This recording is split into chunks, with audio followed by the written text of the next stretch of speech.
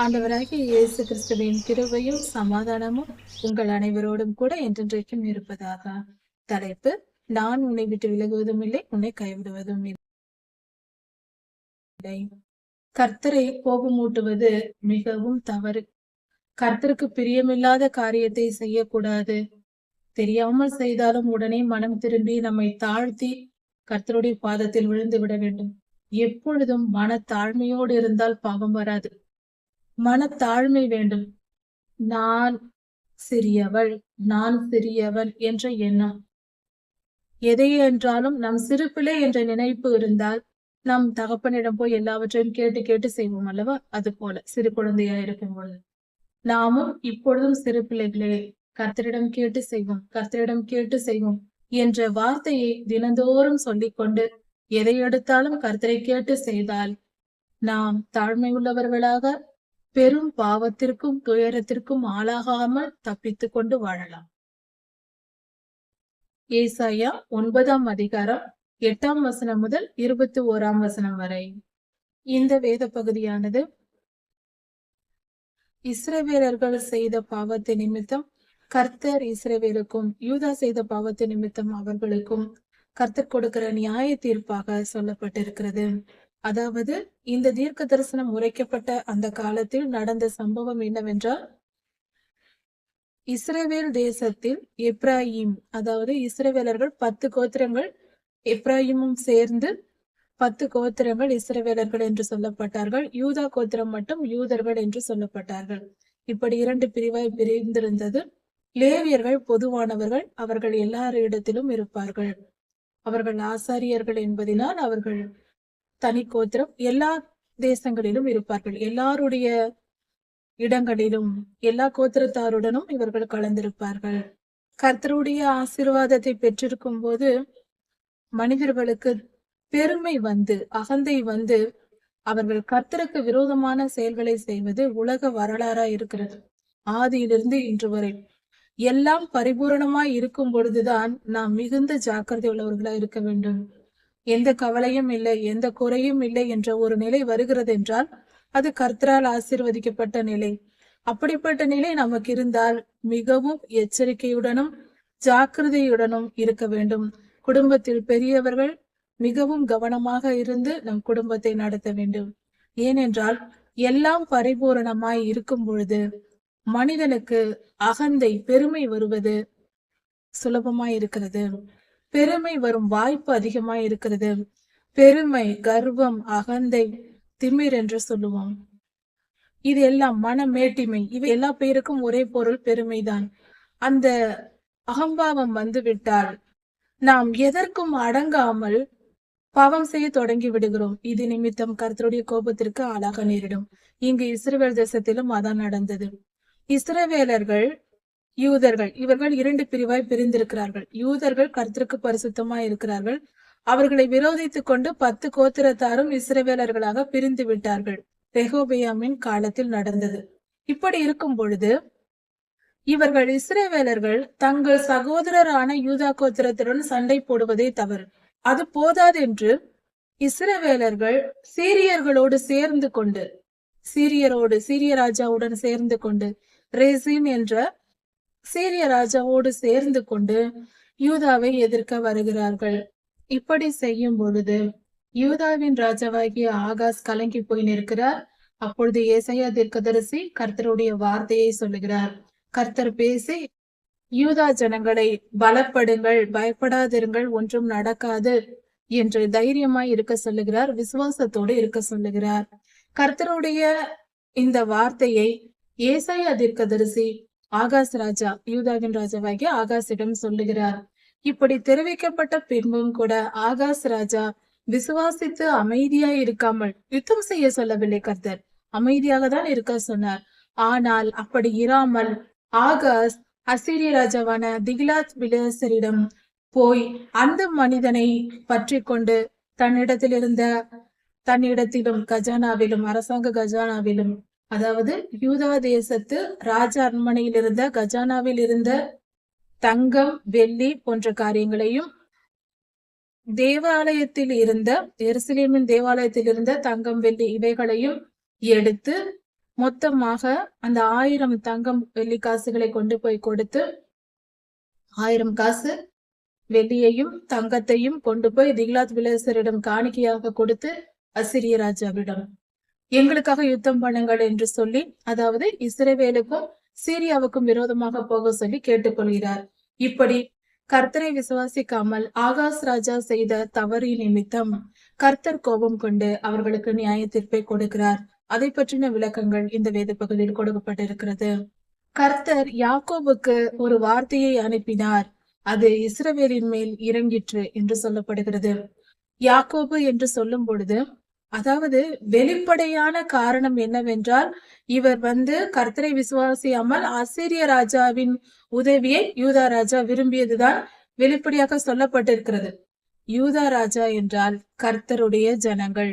நாம் கர்த்தருடைய பிள்ளைகள் என்றும் கர்த்தரை நம்பி இருக்க வேண்டும். அவரை விசுவாசித்து அவர் சொல்லுக்கு கட்டுப்பட்டு வாழ வேண்டும்.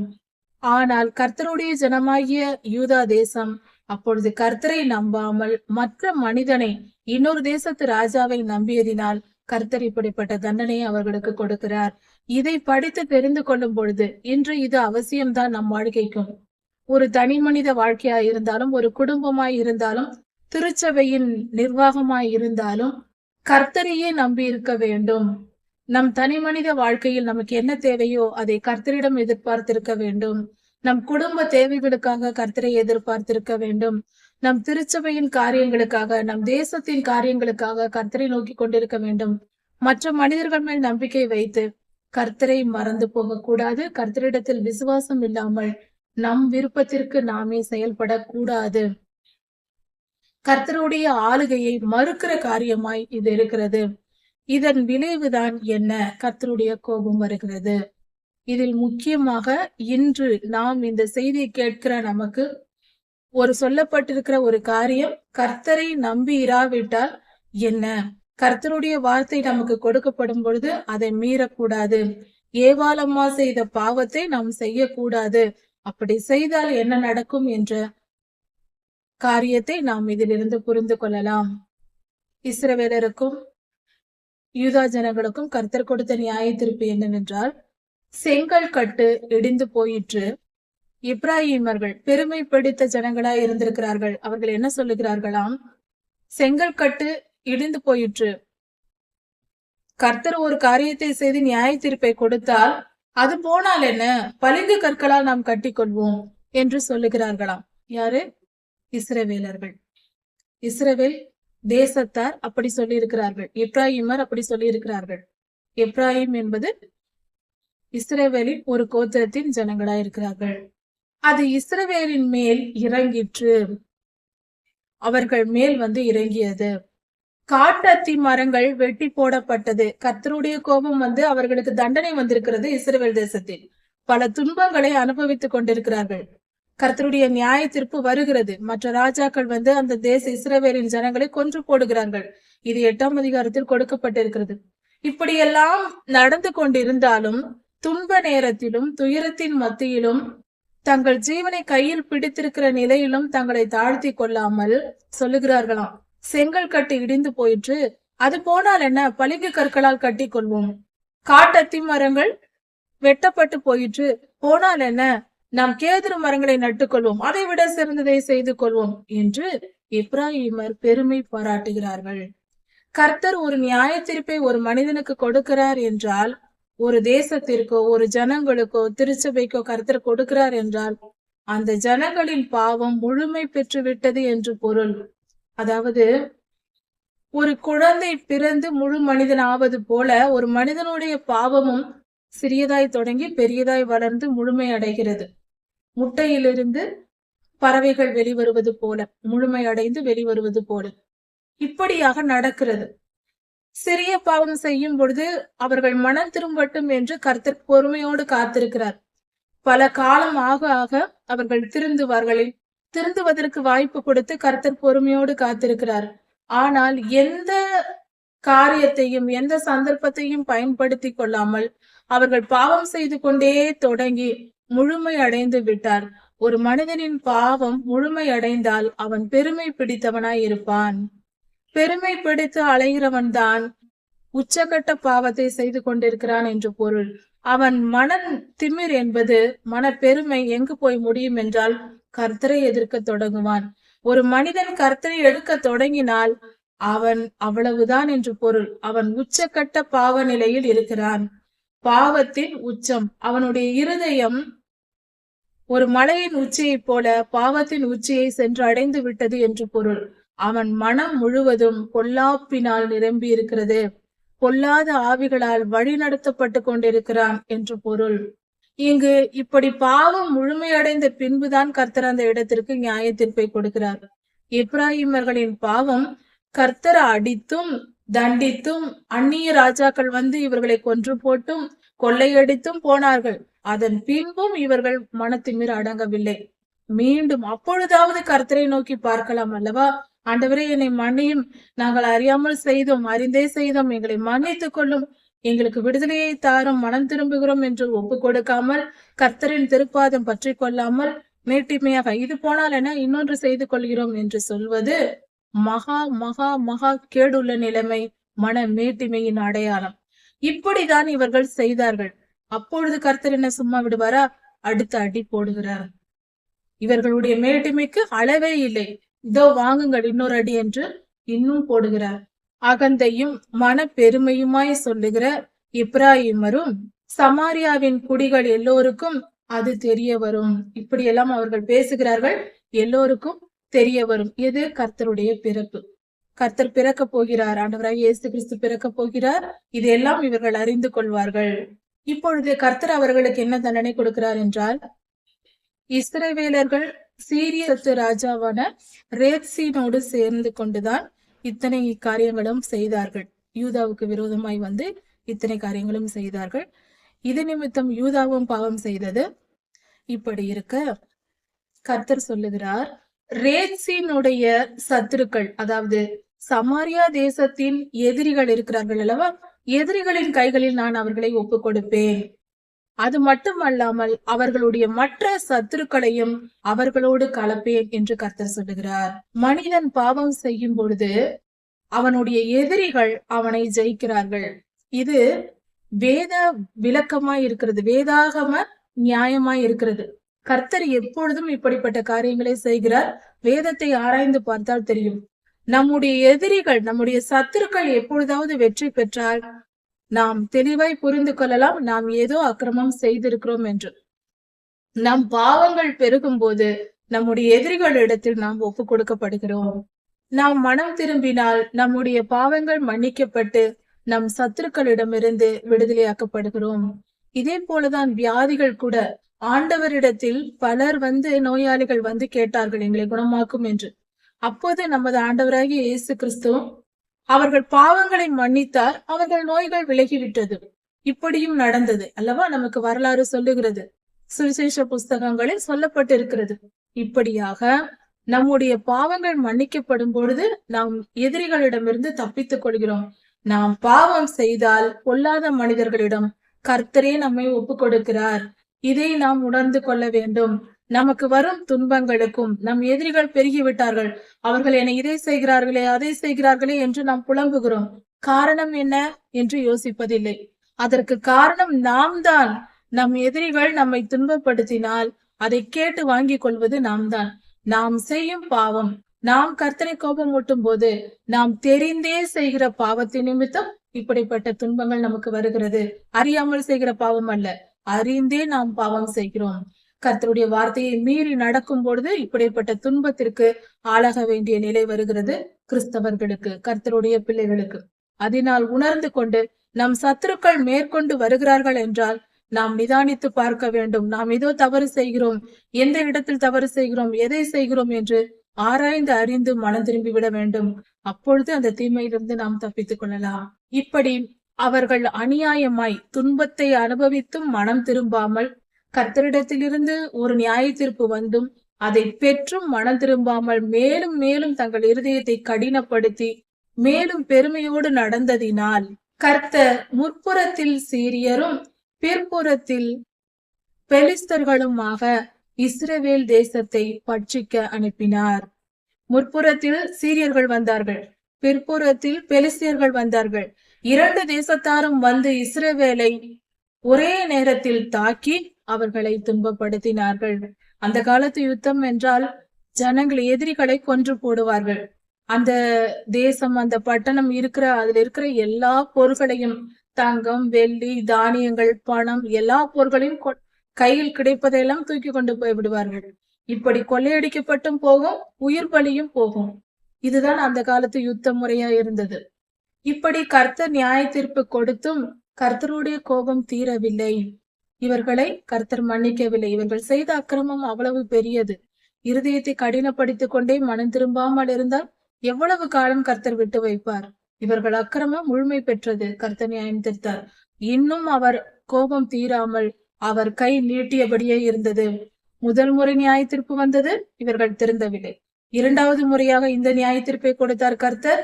சீரியரிடமும் பெலிஸ்தரிடமும் ஒப்பு கொடுத்தார். அப்பொழுதும் அவர்கள் மனம் திரும்பவில்லை. இன்னும் அவருடைய கை நீட்டியபடியே இருக்கிறது. அடுத்த நியாய தீர்ப்பு வருகிறது. இவ்வளவு துன்பங்களை அனுபவித்தும் ஜனங்கள் தங்களை அடிக்கிறவரை தேடி போகாமல், கர்த்தரை தேடாமல் அப்படியே இருக்கிறார்கள். கர்த்தரிடத்தில் மனம் திரும்பி போய் அவர் பாதத்தில் விழுந்து தாவீதையாவை போல ஜெபிக்கவெல்லாம் இல்லை. மனம் திரும்பி ஜெபிக்கலாம் அல்லவா? நாங்கள் செய்த பாவம் என்பதை ஒப்புக்கொண்டு அறிக்கை செய்து மனம் திரும்பலாம் அல்லவா? எதுவும் செய்யவில்லை. அப்படியே இருந்தார்கள் இஸ்ரவேலர்கள். ஒரு அடி அடித்து பார்க்கிறார் கர்த்தர். இப்பொழுதாவது தங்களை தாழ்த்தி என்னிடத்தில் வருகிறார்களா என்று. அதையும் அவர்கள் செய்யாத பொழுது கர்த்தர் இன்னொரு நியாய தீர்ப்பை சொல்லுகிறார். கர்த்தர் சொல்லுகிறார், ஒரே நாளிலே இஸ்ரவேல் தேசத்தின் தலையையும் வாளையும் அடித்து போடுவேன். தலையையும் வாளையும் கிளையையும் நாணலையும் வெட்டி போடுவார் என்று வேதம் சொல்லுகிறது. இப்படி கர்த்தர் நியாய தீர்ப்பை கொடுத்து விட்டார். ஒரே நாளில் நடக்கும். தலை என்றால் இஸ்ரவேல் தேசத்தின் மூப்பர்கள். வாள் என்றால் பொய் தீர்க்க தரிசனம் சொல்லுகிற தீர்க்கதரிசிகள், பொய் பேசுகிறவர்கள், பொய்யாய் தீர்க்க தரிசனம் சொல்லி ஜனங்களை தப்பான வழிகளில் நடத்துகிறவர்கள் தான் வாள். இப்படி பெரியோர்களையும் சிறியோர்களையும் அடித்து போட்டு ஜனத்தை நடத்துகிறவர்கள் எத்தருமாய் இருக்கிறார்கள். ஜனங்களை ஆலோசனை சொல்லி வழி நடத்துகிற பெரியோர்களாய் இருப்பவர்கள், தேசத்தின் அதிபதிகள், தேவாலயத்தின் பெரியோர்கள், இவர்கள் எல்லாம் ஏமாற்றுக்காரர்களாய் மாறி போய் இருந்திருக்கிறார்கள். அதனால்தான் ஜனங்கள் இப்படி பாவம் செய்திருக்கிறார்கள். அதாவது வழி நடத்துகிறவர்கள் பரிசுத்தமாய் இருந்தால்தான் தேசம் நல்லபடியாக இருக்கும்.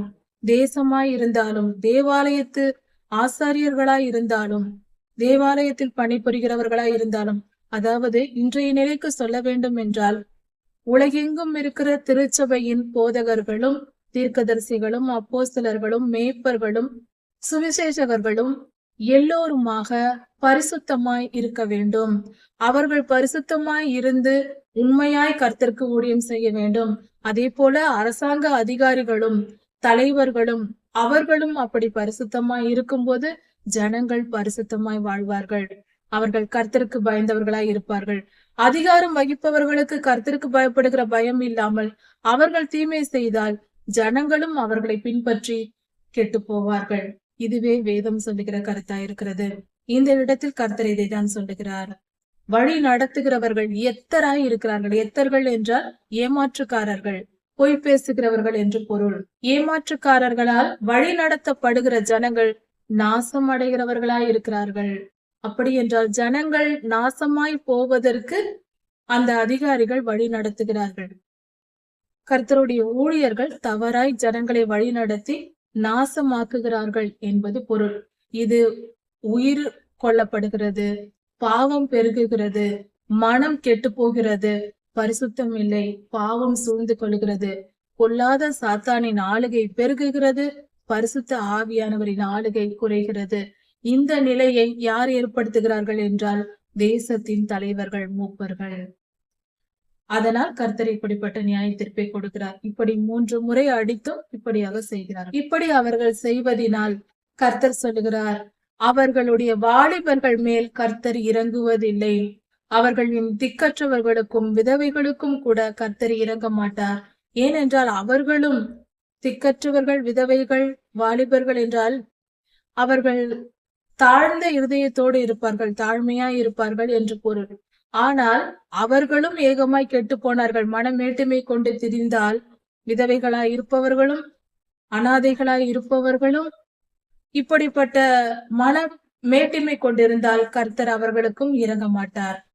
அவர்கள் எல்லோரும் மாயக்காரரும் பொல்லாதவர்களுமாய் இருக்கிறார்கள்.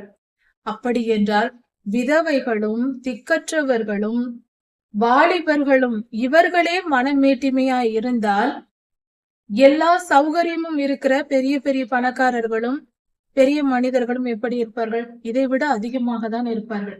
அதனால்தான் கர்த்தர் இப்படிப்பட்டவர்களுக்கு, தாழ்ந்த நிலையில் இருப்பவர்களுக்கே நான் இறங்க மாட்டேன் என்று சொல்லிவிட்டார். அப்படி என்றால் மற்றவர்களுக்கு கர்த்தருடைய இரக்கம் கிடைக்காது. எல்லாருடைய வாயும், பெரியோர்கள் சிறியோர்கள் எல்லாரும் கெட்டு போனார்கள். யாரிடத்திலும் மன தாழ்மை இல்லை, பெருமை மேலோங்கி இருந்தது. அதனால் இவை எல்லாவற்றினாலும் கர்த்தருடைய கோபம் பெருகிற்று. அவர் கோபம் அடைந்து அவர்கள் எல்லாருடைய வாயும் ஆகாமியம் பேசும். எல்லாரும் பாவத்தை பேசுகிறார்கள், பாவம் செய்வதையே வாழ்க்கையாயிருக்கிறார்கள். பேச்சில் பாவம், இருதயத்தின் நினைவுகளில் பாவம், செயல்களில் பாவம், பாவத்தை ஒரு பெருமையாக நினைக்க தொடங்கி விட்டார்கள். இப்படிப்பட்ட நிலை மிகவும் பெருகின பாவம். இதெல்லாம் நடந்தும் கர்த்தருடைய நியாய தீர்ப்பு வந்தும், இப்படி அவர்கள் இருப்பதினால் நியாய தீர்ப்பு வருகிறது. அப்படி வந்தும் கர்த்தர் அவர்கள் இன்னும் கர்த்தருடைய கோபம் அவர்கள் மேல் நீங்கவில்லை. கர்த்தருடைய கரம் நீட்டியபடியே இருக்கிறது. இன்னும் துன்பம் வந்து கொண்டிருக்கிறது. ஆகாமியமானது அக்கினியை போல எரிகிறது என்று கர்த்தர் சொல்லுகிறார்.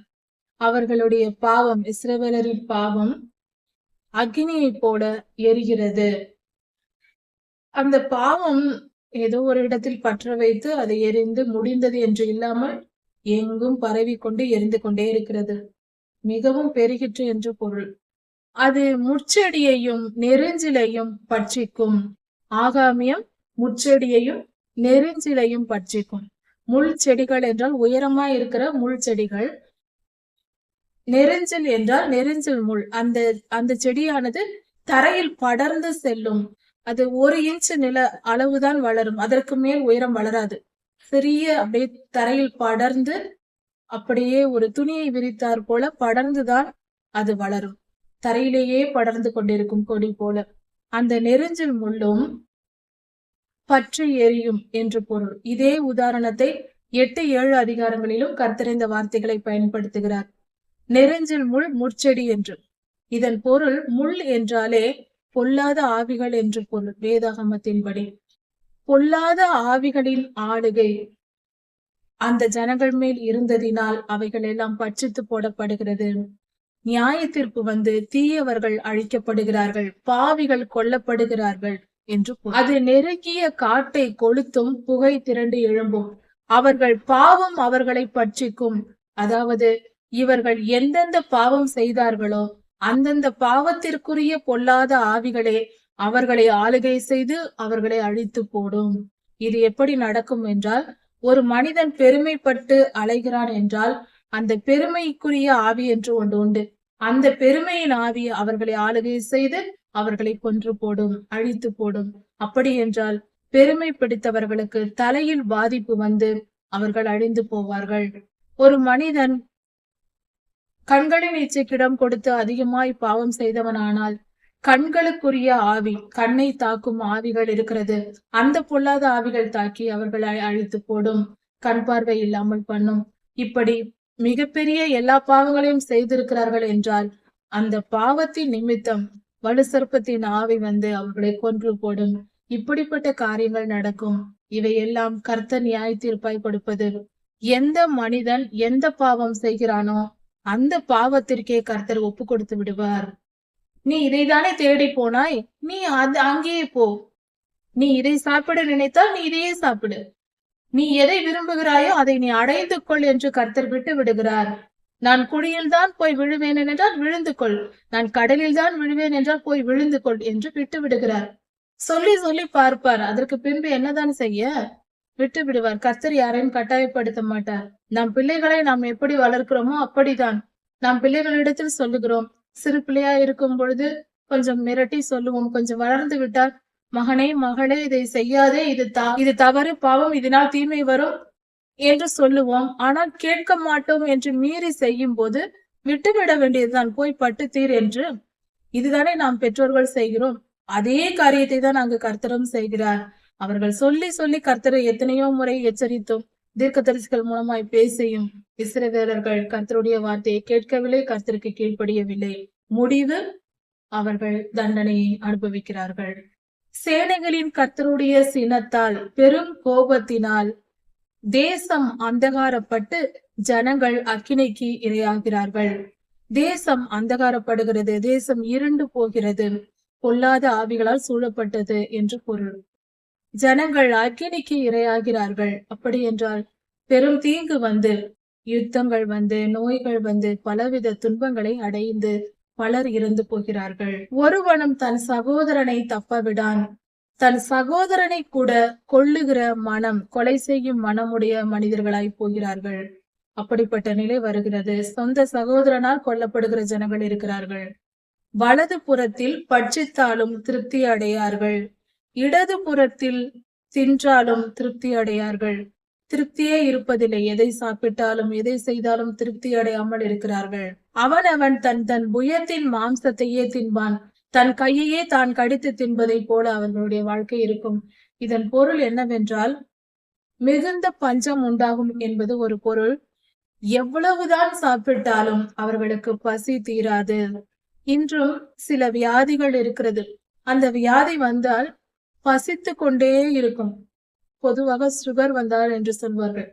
அதிகமாய் பசிக்கும், ஆனால் அதிகம் சாப்பிடக்கூடாது. சாப்பிட்டால் மிகவும் ஆபத்தாய் முடிந்துவிடும். கொஞ்சம் கொஞ்சமாக அடிக்கடி சாப்பிட சொல்வார்கள் மருத்துவர்கள். இப்படி அதிகமாய் பசித்து கொண்டே இருப்பதும் ஒரு வியாதியின் தன்மை. இதுவும் கர்த்தருடைய கோபத்தின் விளைவு என்று வேதம் சொல்லுகிறது. பசித்து கொண்டே இருக்கும். வலதுபுறம் சாப்பிட்டாலும், எப்பொழுது சாப்பிட்டாலும் பசித்து கொண்டே இருக்கும். எதையாவது சாப்பிடலாமா சாப்பிடலாமா என்று இருக்கும். இதுவும் நம்முடைய பாவத்தினால் கர்த்தர் கொடுக்கிற நியாயத்திற்கு. பாவம் செய்யும் பொழுது எதுவுமே நாம் கர்த்தருடைய வார்த்தை கேட்க மாட்டோம், திரும்பி பார்க்க மாட்டோம். தண்டனை வந்தால் மட்டும் கர்த்தரிடம் போய் தேடுவோம். அப்பா என்னை காப்பாற்றும் காப்பாற்றும் என்போம். எவ்வளவு மதியினமாக, எவ்வளவு பெருமையோடு அகந்தையாய் நாம் வாழ்ந்து கொண்டிருக்கிறோம் மனித இனம். சற்று யோசித்து பார்ப்போம். நல்வாழ்வு வரும்பொழுது கர்த்தரே இதை கொடுத்தார் என்று மனத்தாழ்மையாய் அவர் திருப்பாதம் சரணடைகிறோமா? அதுவே சிறந்த வழி. நல்வாழ்வு வாழும்போது கர்த்தரிடத்தில் சரணடைந்து விட்டால் தீமை வரவே வராதே. எல்லாம் நலமுமாய் இருந்தால் உலக இச்சைகளுக்கு இடம் கொடுப்பது, பின்பு பாவம் வந்தால் அப்பொழுது கர்த்தரை தேடுவது, இந்த பழக்கத்தை மனித இனம் விட்டுவிட்டால் நலமாயிருக்கும். அப்பொழுது இஸ்ரவேலின் கோத்திரமான 2 கோத்திரங்கள் இருந்தது, எப்ராயிம், மனாசே. 10-2. இந்த எப்ராயிம் மனாசேயையும், மனாசே எப்ராயிமையும் கொல்லும் என்று நியாயத்தீர்ப்பை கர்த்தர் கொடுக்கிறார். இவர்கள் எல்லோரும், எப்ராயிம், மனாசே 2 கோத்திரத்தாரும் யூதாவுக்கு விரோதமாய் இருப்பார்கள். விரோதித்துக் கொண்டு, எதிர்த்து கொண்டு இருப்பார்கள். இவர்கள் எல்லாரும் சகோதரர்களே. இதையெல்லாம் நடந்த பின்பும் இன்னும் கர்த்தருடைய கோபம் தீராமல் அவருடைய கை நீட்டியபடியே இருந்தது என்று ஏசாயா தீர்க்கதரிசி தீர்க்க தரிசனம் உரைக்கிறார். இதன் பொருள் என்ன? கர்த்தரை கோபமூட்டுவது மிகவும் தவறு. கர்த்தருக்கு பிரியமில்லாத காரியத்தை செய்யக்கூடாது. தெரியாமல் செய்தாலும் உடனே மனம் திரும்பி நம்மை தாழ்த்தி கர்த்தருடைய பாதத்தில் விழுந்து விட வேண்டும். எப்பொழுதும் மனத்தாழ்மையோடு இருந்தால் பாவம் வராது. மனத்தாழ்மை வேண்டும். நான் சிறியவள், நான் சிறியவன் என்ற எண்ணம். எதை என்றாலும் நம் சிறு பிள்ளை என்ற நினைப்பு இருந்தால் நம் தகப்பனிடம் போய் எல்லாவற்றையும் கேட்டு கேட்டு செய்வோம் அல்லவா? அது போல சிறு குழந்தையா இருக்கும் பொழுது நாமும் இப்பொழுதும் சிறு பிள்ளைகளே, கர்த்தரிடம் கேட்டு செய்வோம், கர்த்தரிடம் கேட்டு செய்வோம் என்ற வார்த்தையை தினந்தோறும் சொல்லிக்கொண்டு எதை எடுத்தாலும் கர்த்தரை கேட்டு செய்தால் நாம் தாழ்மை உள்ளவர்களாக பெரும் பாவத்திற்கும் துயரத்திற்கும் ஆளாகாமல் தப்பித்து கொண்டு வாழலாம். கர்த்தர் உங்களை ஆசீர்வதிப்பாராக. இதன் தொடர்ச்சியை அடுத்த செய்தியில் பார்க்கலாம். மாரநாதா.